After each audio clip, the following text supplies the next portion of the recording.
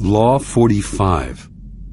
Preach the need for change, but never reform too much at once. Judgment. Everyone understands the need for change in the abstract, but on the day-to-day level, people are creatures of habit. Too much innovation is traumatic and will lead to revolt.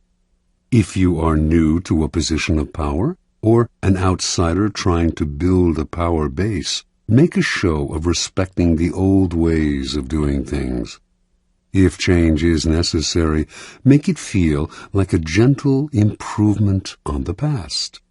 Who's really making the decisions at Phoenix Police? Chief Jerry Williams says the tough calls are hers, but the president of PLE believes the chief is under pressure and the union leader utilizes his considerable power to influence decisions. We take on and challenge the department to dismantle the code of silence. And the task force asserts the police union contract is a major obstacle to change, saying it's essentially turned the code of silence into official policy. The contract prohibits citizens from filing anonymous complaints against officers, and it allows officers to amend their statements about police-involved shootings. There is a clause that indicates that an officer has the ability to amend his statement within 24 hours of making that statement if they haven't been presented with the video, and we can't find a good reason for why that would actually exist. Features, the report says, make it easy for officers to lie if they're so inclined. If a frog jumps into a pot of boiling water, it jumps right out again because it senses the danger. But the very same frog, if it jumps into a pot of lukewarm water that is slowly brought to a boil, will just sit there and it won't move. It'll just sit there even as the temperature continues to go up and up. It'll stay there until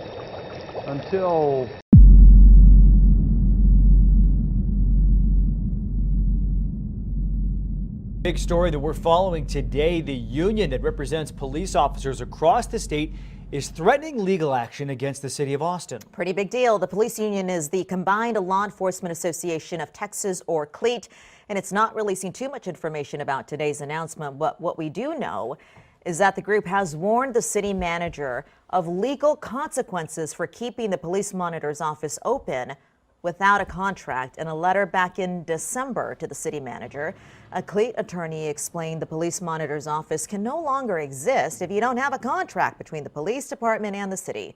The attorney says giving the police monitor access to police investigations is now considered illegal without a contract, which expired almost 2 months ago. The city manager has said the police monitor's office will continue to operate without one, but today we're going to find out if the police union is going to follow through on that letter threatening legal action.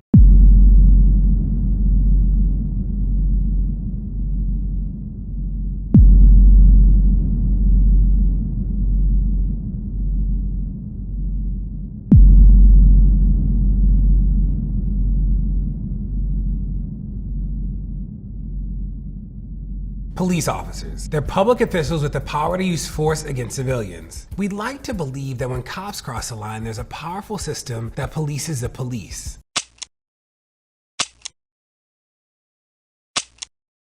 Someone is protecting officers from accountability, the police unions. But unlike a lot of other organized labor groups, police unions have managed to codify strong protections for cops into law at the expense of public safety. In these 14 states, police have their own Bill of Rights. Police union contracts also include strong protections for their officers.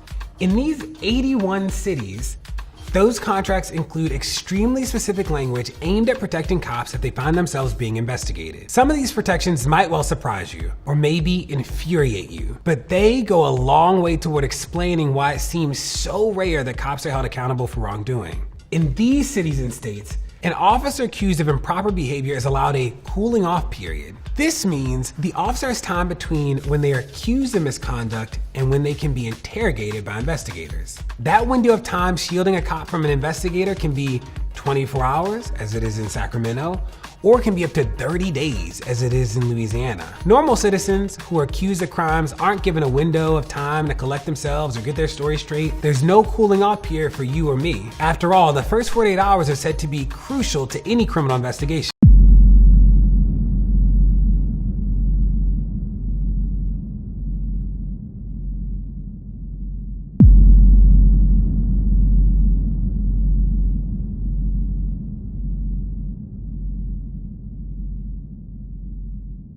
Law 13.